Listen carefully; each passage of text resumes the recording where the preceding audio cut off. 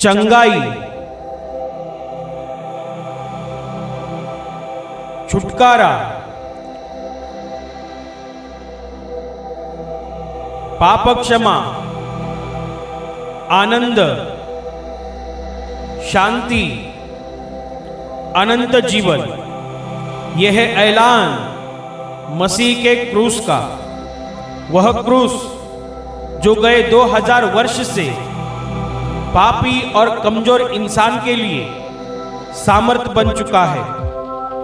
परमेश्वर का पुत्र यीशु मसीह इंसान बनकर 2000 साल पहले धरती पर आया और पापियों की मुक्ति के लिए क्रूस पर बलिदान किया और स्वर्ग के आशीषों को हम पापियों के लिए धरती पर लाया।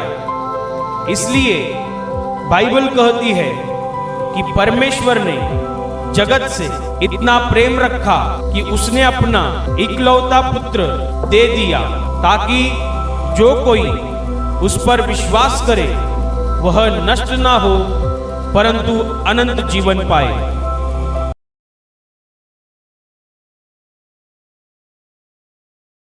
पन्ना क्रमांक 69, मरकुस का सुसमाचार अध्याय 10 वचन 46 से लेकर 52 तक मैं पढ़ रहा हूं, ध्यान से सुनिए। वे यरीहो में आए और जब वह और उसके चेले और एक बड़ी भीड़ यरीहो से निकलती थी, तब तिमाई का पुत्र बरतिमाई, एक अंधा भिखारी, सड़क के किनारे बैठा था। वह यह सुनकर कि यीशु नासरी है, पुकार पुकार कर कहने लगा, हे दाऊद की संतान यीशु, मुझ पर दया कर। बहुतों ने उसे डांटा कि चुप रहे, पर वह और भी पुकारने लगा, हे दाऊद की संतान मुझ पर दया कर। तब यीशु ने ठहर कर कहा, उसे बुलाओ। और लोगों ने उस अंधे को बुलाकर उससे कहा, ढाढ़स बांध, उठ, वह तुझे बुलाता है। वह अपना कपड़ा फेंक कर शीघ्र उठा और यीशु के पास आया। इस पर यीशु ने उससे कहा, तू क्या चाहता है कि मैं तेरे लिए करूं? अंधे ने उससे कहा, हे रब्बी, यह कि मैं देखने लगूं। यीशु ने उससे कहा, चला जा, तेरे विश्वास ने तुझे चंगा कर दिया है। वह तुरंत देखने लगा और मार्ग से उसके पीछे हो लिया। Hallelujah, hallelujah, hallelujah, hallelujah, hallelujah, hallelujah, hallelujah, hallelujah, hallelujah. यह घटना तब की है जब खुदावन यीशु मसीह संसार में मनुष्य रूप धारण करके जब था, तब की यह घटना है। यीशु मसीह के द्वारा कई को के जीवन बदल गए। यीशु मसीह के द्वारा कई लोगों ने आशीषों का अनुभव किया। यीशु मसीह के द्वारा कई लोगों ने स्वर्ग की अद्भुत और विलक्षण शांति का अनुभव किया। और बहुत से लोग यीशु मसीह के पीछे हो लिए थे। एक बहुत बड़ी भीड़ यीशु जहां कहीं जाता था वे वहां उसके पीछे हो लेते थे, क्योंकि यीशु मसीह जो कुछ भी बोलता था वे किसी मनुष्य की बातें नहीं थी। यीशु मसीह जो कुछ भी बोलता था यह किसी मनुष्य के दिमाग से आई हुई उपज नहीं थी। यीशु मसीह जो कुछ भी बोलता था ये संसार की बातें नहीं थी। यीशु मसीह जो कुछ भी बोलता था वह परमेश्वर के राज्य की यानी स्वर्ग की बातें बोलता था। यीशु मसीह लोगों के सामने जो परमेश्वर पर विश्वास रखते हैं या जो परमेश्वर को जानना चाहते हैं उन सबों के सामने खुदावन यीशु मसीह स्वर्ग के ऐसे रहस्य, ऐसे भेदों को खोलता था कि लोगों को अचंभा लगता था और लोग ये कह उठते थे कि परमेश्वर की जो हमारे प्रति योजनाएं हैं, परमेश्वर जो हमारी भलाई के लिए जो योजनाएं बनाता है, परमेश्वर जो हमारी आशीषों के लिए योजना बनाता है, वो यीशु मसीह समझा रहा है। पुराने नियम में मूसा के द्वारा जो पुराना नियम दिया गया उसमें जो लिखा गया है वे गहरी बातें समझने के लिए किसी मनुष्य की बुद्धि की जरूरत नहीं, वरन परमेश्वर की आत्मा की जरूरत है। और उसी आत्मा से भरा हुआ परमेश्वर का इकलौता पुत्र यानी कि यीशु मसीह जब इस संसार में था तब लोगों को सरलता से और स्पष्टता से परमेश्वर की योजनाएं बताता था, स्वर्ग के रहस्य और भेद लोगों के सामने रखता था। परमेश्वर यीशु मसीह के मुंह से निकले हुए शब्द एक ऐसी भारी मात्रा की शांति को मनुष्य के हृदय को प्रदान करते थे, जो शांति मनुष्य ने कभी इस पृथ्वी पर अनुभव नहीं की थी। परमेश्वर की शांति तो एक विलक्षण शांति है, एक अद्भुत शांति है, एक स्वर्ग की शांति है। और उस शांति का यीशु मसीह के पीछे जो भीड़ थी, वो भीड़ अनुभव ले रही थी, क्योंकि यीशु मसीह स्वर्ग की बातें बोल रहा है। और इतना ही नहीं, यीशु मसीह तो सामर्थ का परमेश्वर है, वो सामर्थ से भरा हुआ है, वो सामर्थ का प्रभु है। इसलिए बाइबल इस बात के बारे में स्पष्टता से गवाही देती है कि यीशु मसीह को जिसने छुआ वे लोग भी चंगे हो गए, और यीशु मसीह ने जिनको छुआ वे लोग भी चंगे हो गए। और इसलिए बहुत बड़ी भीड़ यीशु मसीह के पीछे यीशु मसीह के पीछे जाती थी। यीशु मसीह जहां कहीं जाता था, वहां जाने के लिए वो भीड़ तैयार थी, क्योंकि भीड़ को मालूम था कि शास्त्रों में भविष्यद्वक्ताओं के द्वारा जो लिखा गया है, जो भविष्यवाणी की गई है, जिस मसीहा के विषय में लिखा गया है, जिस बचाने वाले के विषय में लिखा गया है, जिस उद्धारकर्ता परमेश्वर के विषय में लिखा गया है, वो उद्धारकर्ता परमेश्वर यीशु मसीह के द्वारा हमें प्राप्त हुआ है। वो बचाने वाला है। बचाने के विषय में पुराने नियम में भविष्यद्वक्ताओं के द्वारा परमेश्वर ने कई को भविष्यवाणियां की है, और इजराइल के लोग ये भली भांति जानते थे कि मसीहा आएगा, बचाने वाला आएगा, चंगाई देने वाला आएगा, मुक्ति देने वाला आएगा। और जब वो आया असल रूप में, जब उन्होंने देखा कि जिसके विषय में भविष्यवाणियां की गई है, वो सारी की सारी भविष्यवाणियां यीशु मसीह के जीवन में यीशु मसीह की ओर से पूरी हो रही है, और इसलिए लोग आनंद कर रहे थे। लोग उसके पीछे जब जाते थे, यीशु मसीह के पीछे जब भीड़ होती थी, तो वो किसी प्रेत यात्रा में चलने वाली भीड़ नहीं थी। जैसे कि प्रेत यात्रा में लोग जाते हैं, पूरी गुमसुम होकर जाते हैं, शांत रहकर जाते हैं, दुखी हृदय से जाते हैं, वैसे यीशु मसीह के पीछे की भीड़ नहीं थी। यीशु मसीह के पीछे चलने वाली भीड़ तो आनंद करने वाली थी। यीशु मसीह के पीछे चलने वाली भीड़ परमेश्वर का धन्यवाद करने वाली और हर बात में परमेश्वर की महिमा करने वाली भीड़ थी, क्योंकि उन्हें इस बात के बारे में पूरा विश्वास था, पूरा विश्वास था कि हम जिसके पीछे चल रहे हैं वो सनातन परमेश्वर का इकलौता पुत्र, यानी हमारा जीवित खुदा परमेश्वर यीशु मसीह है। उसके पीछे जाने से शांति मिलती है, उसके पीछे जाने से आशीषें मिलती है, उसके पीछे जाने से चंगाई का अनुभव होता है। लोग भली भांति जानते थे, और इसलिए वो आनंद कर रहे थे। उसके पीछे चलने वाली भीड़ आनंद करती है, उत्साह करती है, हर्ष उल्लास के साथ परमेश्वर के नाम को बढ़ा ही देती है, परमेश्वर के नाम को महिमा देती है।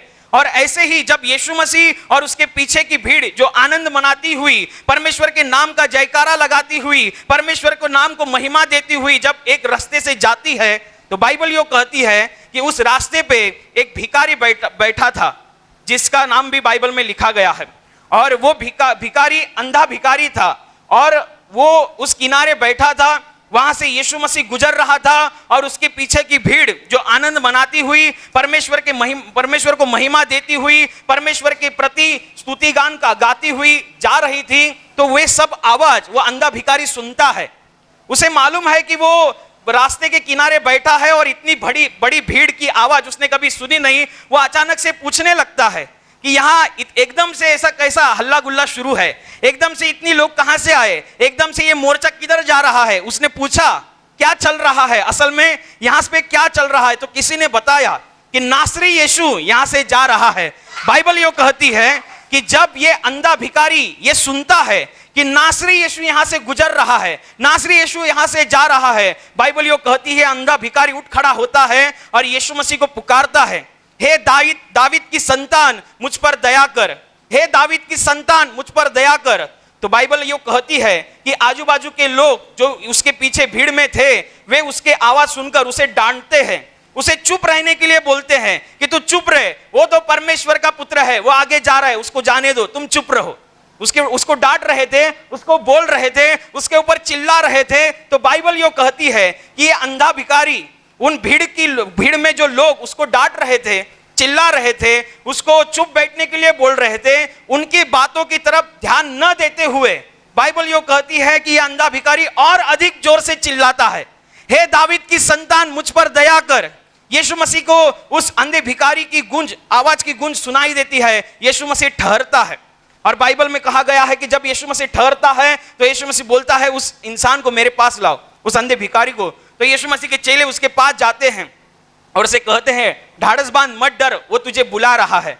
तो जैसे तैसे करके यीशु मसीह के चेले उस अंधे भिखारी को यीशु मसीह के पास ले जाते हैं। उतने में ही यीशु कहता है मैं तेरे लिए क्या कर सकता हूं, ऐसी तेरी इच्छा है। वो कहता है मैं वापस से फिर से देखने लगूं। यीशु मसीह कहता है कि जा, तेरे विश्वास ने तुझे चंगा किया है। उसी क्षण वो देखने लगता है।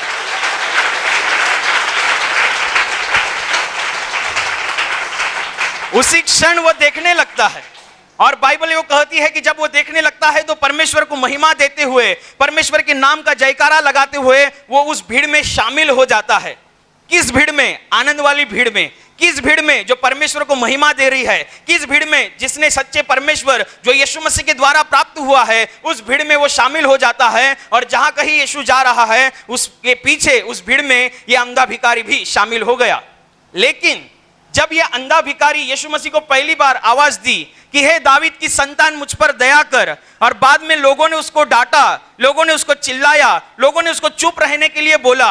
अगर लोगों का सुनकर ये अंधा भिखारी ने यीशु मसीह को आवाज देना छोड़ दिया होता तो आज जो आपने चमत्कार सुना है, आज जो ये घटना बाइबल में लिखी है, या ये जो गवाही लिखी है, ये गवाही तब के टाइम होती क्या? नहीं होती। अगर उसने लोगों का सुना होता।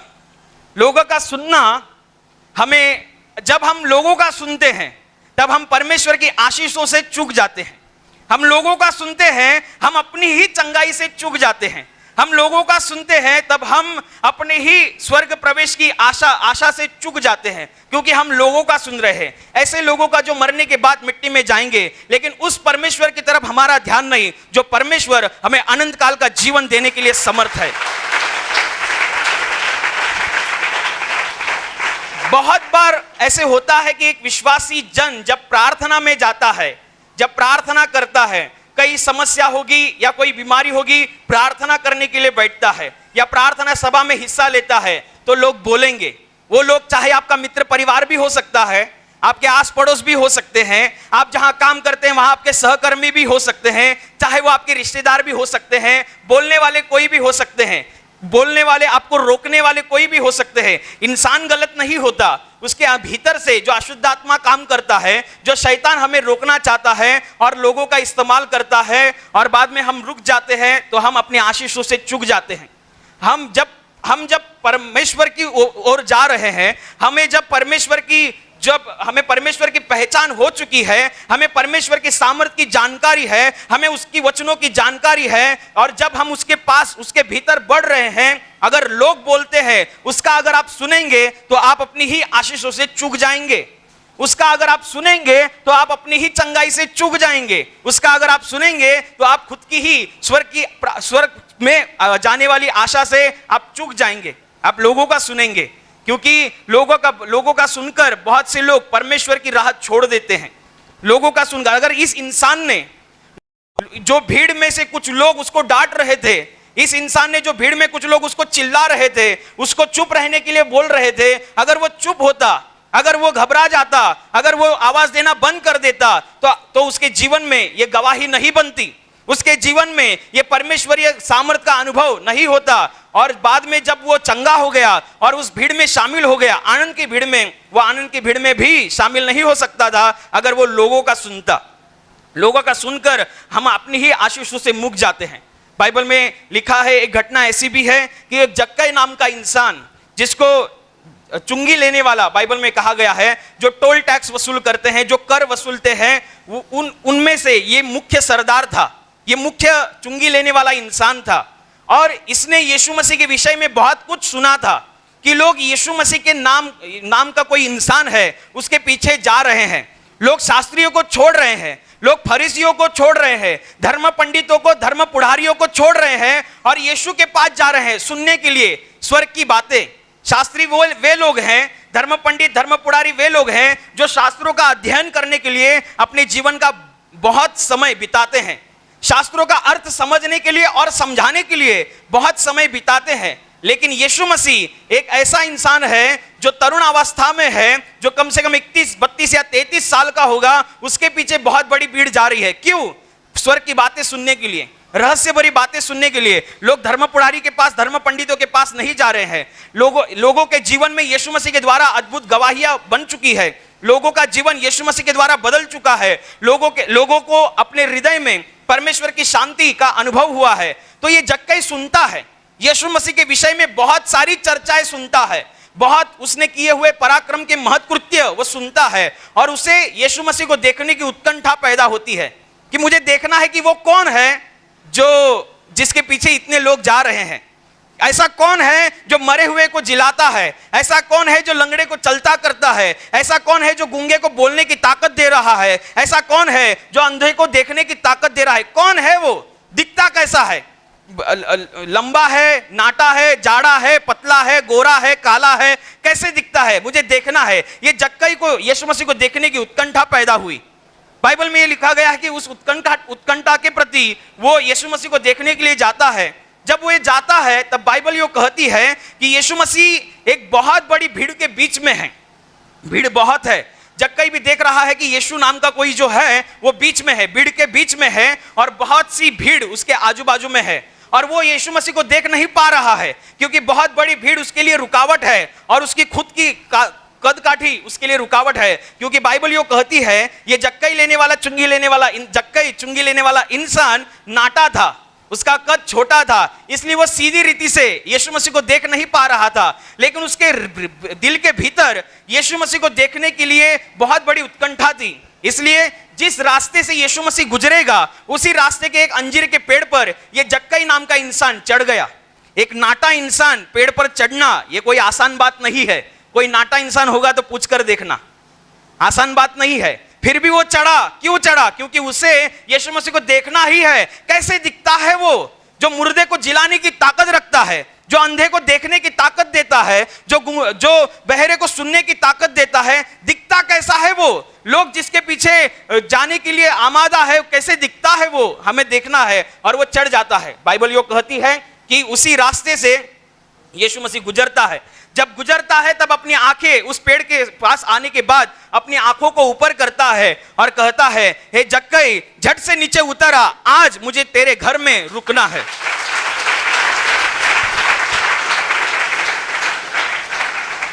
उसका तो बहुत बड़ा जैकपॉट लग गया क्योंकि उसको यीशु मसीह को देखना था। तो दिखता कैसा है? कैसा दिखता है? जाड़ा है, पतला है, काला है, गोरा है, नाटा है, ऊंचा है, कैसा है? देखना है मुझे। कैसे दिखता है वो? एक सामर्थ्य से भरा इंसान दिखता कैसा है? उसको खाली देखना था, उसे बातचीत नहीं करनी थी। लेकिन उसने यीशु मसीह को देखा, ये तो अलग बात है। लेकिन यीशु मसीह ने भी उसको देखा।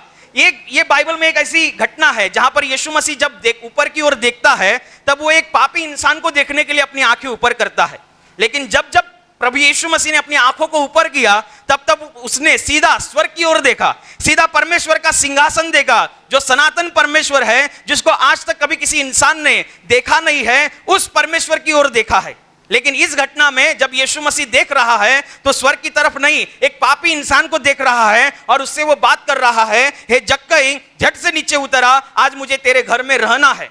उतने में ही जो यीशु मसीह के आजू बाजू की भीड़ थी वो कुड़कुड़ाने लगती है कि यीशु मसीह को मालूम चाहिए, यीशु मसीह अगर परमेश्वर का पुत्र है तो उसे मालूम चाहिए कि जिससे वो बात कर रहा है वो पापी इंसान है, वो कंजूस इंसान है, वो छीनने वाला इंसान है। उस जक्कई की जो समाज में पहचान थी वो पापी पहचान थी, एक कंजूस किस्म की पहचान थी, एक छीनने वाली किस्म की पहचान थी। उसका स्वभाव पापी है, लोग उसको पापी समझते थे, ये एक पापी इंसान है। और इससे यीशु मसीह कैसे बात कर रहा है? और यीशु मसीह बात कर रहा है तो चलो, और वो ये भी कह रहा है कि आज मैं तेरे घर पे रहूंगा। लोग कुड़कुड़ा रहे हैं जक्कई के विषय में, यीशु मसीह के विषय में भी शंका उपस्थित कर रहे हैं कि यीशु मसीह क्यों जा रहा है इसके घर में? ये तो पापी इंसान है, इसके घर में क्यों जा रहा है? लोग कुड़कुड़ा रहे हैं। यीशु मसीह सुन रहा है लोग क्या बोल रहे हैं। जक्कई भी सुन रहा है कि लोग मेरे विषय में क्या कह रहे हैं, क्योंकि उसकी जो पहचान थी वो समाज में एक बुरी पहचान थी।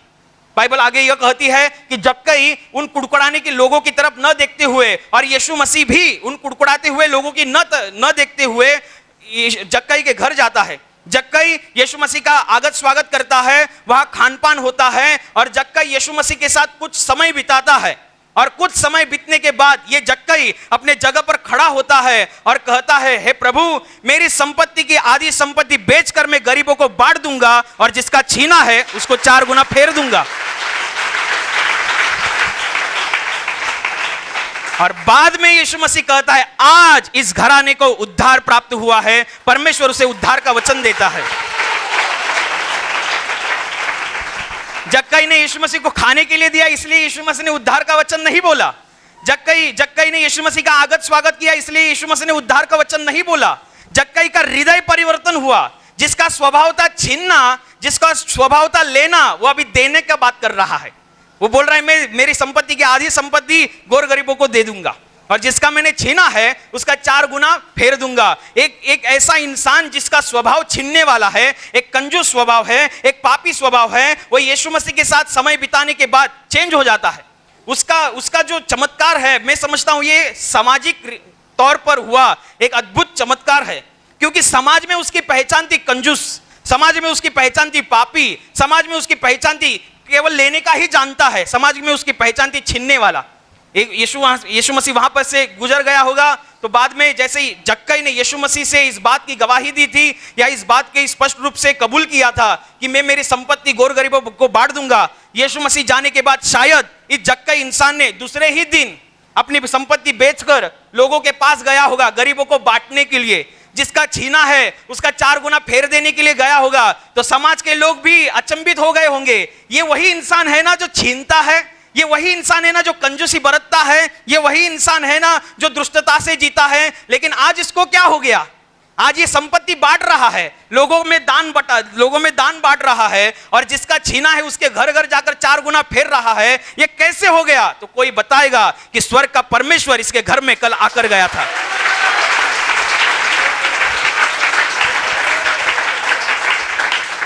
स्वर्ग का परमेश्वर इसके घर में आकर गया था। लेकिन अगर जक्कई को जब जिस वक्त यीशु मसीह ने कहा कि हे जक्कई नीचे उतर, आज मुझे तेरे घर में रहना है, लोग क्या कर रहे थे? कुड़कुड़ा रहे थे, बोल रहे थे। अगर यीशु मसीह ने लोगों के बोलने की तरफ ध्यान दिया होता या इस जक्कई ने लोगों की बोलने की तरफ ध्यान दिया होता और जक्कई ने यीशु मसीह से कहा होता कि आप मेरे घर पे मत आओ, देखो लोग कैसा बोलते हैं, ये कैसा बोलते हैं, ये मेरे को ऐसा समझते हैं, वैसा समझते हैं, ये न वो न ये, आप मत आओ, तो क्या लगता है ये जो चमत्कार हुआ है, ये जो उद्धार का वचन जक्कई के घराने को प्राप्त हुआ है, ये होता? नहीं होता। अगर उसने लोगों का सुना होता। सबसे बड़ा रोग क्या कहेंगे लोग? अगर लोगों का सुनेंगे तो परमेश्वर के आशीषों से चूक जाएंगे। आप परमेश्वर के आशीषों से ना चुके। परमेश्वर खुद चाहता है कि आप आशीष भरा जीवन जिए, क्योंकि वो आशीष से भरा हुआ परमेश्वर है, वो स्वर्ग से आशीष प्रदान करना जानता है।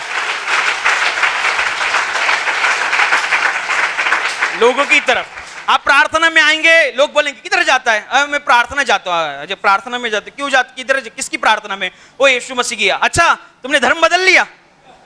तुम पहला सवाल यही रहता है, तुमने धर्म बदल लिया? अरे परमेश्वर यीशु मसीह यहां पर धर्म बदलने नहीं, अपने हृदय का परिवर्तन और जीवन बदलने के लिए आया है।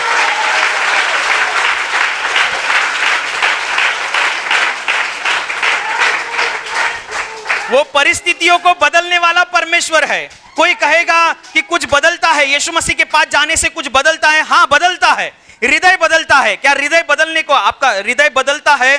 क्या उस चीज को आपका विरोध है? स्वभाव बदलता है? क्या उस चीज को आपका विरोध है? अगर विरोध नहीं है तो आप परमेश्वर का स्वीकार करो, क्योंकि वह परमेश्वर ही ऐसा है जिसके ओर से सच्ची आशीष आती है, जिसके ओर से सच्ची शांति आती है और जो हमारे हर काम में स्वर्ग से सफलता देना जानता है।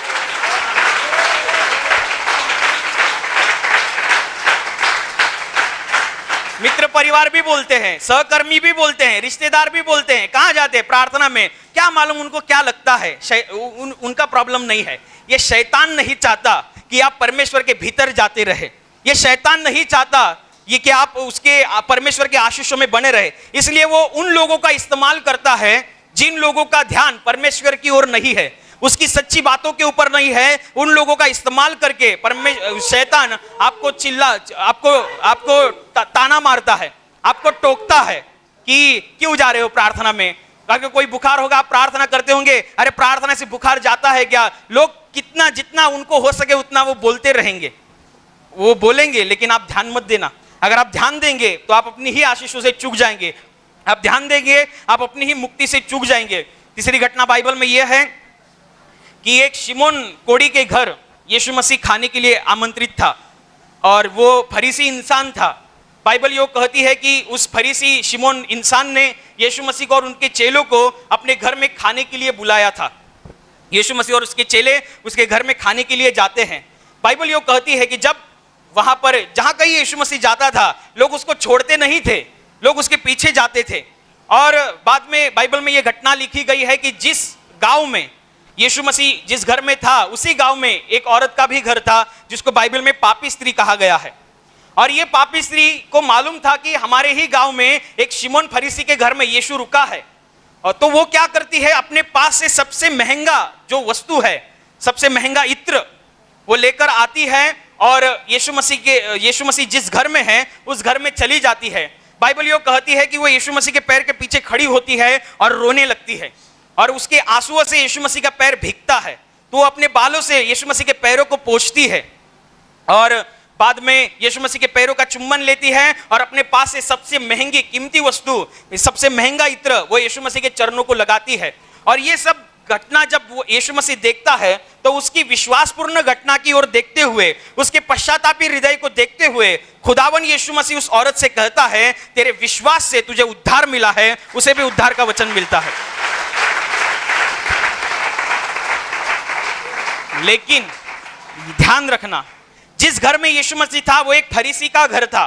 फरीसी लोग वो लोग होते हैं जो परमेश्वर के पुराने नियमों को बहुत ही कट्टरता से मानते हैं, बहुत ही कट्टरता से जिनका अनुकरण करते हैं, उन लोगों को फरीसी कहा जाता है।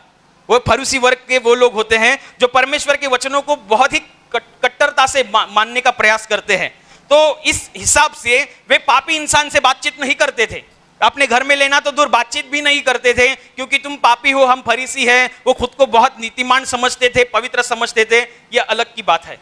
और उस घर में ये पापी स्त्री जो है वो जाने का प्रयास कर रही है। उस पापी स्त्री का उस फरीसी के घर में जाना ये कोई साधारण बात नहीं है। ये पापी स्त्री ने अगर ऐसा सोचा होता कि मैं जिसके घर में जा रही हूं वो तो फरीसी है, वो तो परमेश्वर के वचनों को बहुत ही कठोरता से मानते हैं, वो हम जैसे लोगों से बातचीत भी नहीं करते, तो वो हमें घर में लेंगे क्या, वो मुझे घर में लेगा क्या, लेगा तो लेगा, लेकिन यीशु मसीह से बातचीत करने के लिए या यीशु मसीह के प्रति मेरे पश्चातापी हृदय दिखाने के लिए मुझे समय देगा क्या, लोग मुझे वहां पर आने देंगे क्या, या लोग मुझे वहां से बाहर निकाल देंगे, लोग मेरा अपमान करेंगे, ये न वो, ऐसे सोचते नहीं बैठी वो। उसे मालूम था कि जिस घर में जा रही वो फरीसी है, उसे मालूम था कि लोग मुझे पापी समझते हैं, लेकिन वो अपना उसका जो टारगेट था, उसका जो लक्ष्य था वो सही था कि वो परमेश्वर के पुत्र को मिलने जा रही है। जो कुछ भी है वो आज ही होगा, क्योंकि आज ही हमारे गांव में यीशु मसीह आया है और वो विश्वास के साथ काम करती है।